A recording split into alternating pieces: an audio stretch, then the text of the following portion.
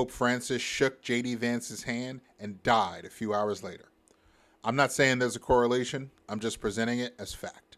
The Pope met with Vice President Vance on Easter Sunday yesterday, and the meeting was described as short, awkward, and tense.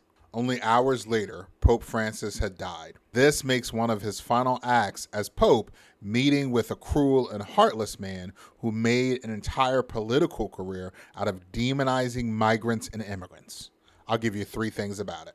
Thing number 1, Pope Francis made the care of migrants a focus of his papacy. From the very beginning, Pope Francis stood up for people on the margins.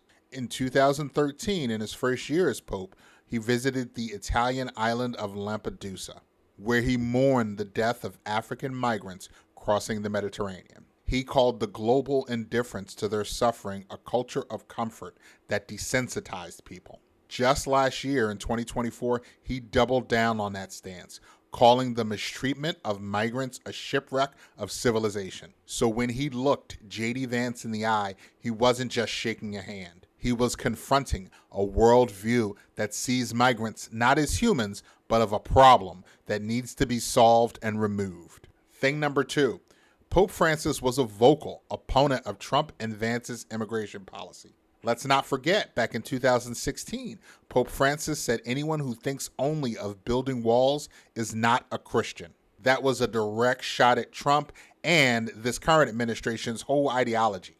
Vance built his whole career on being a Trump guy. He pushes for mass deportations and called immigration a war on American sovereignty.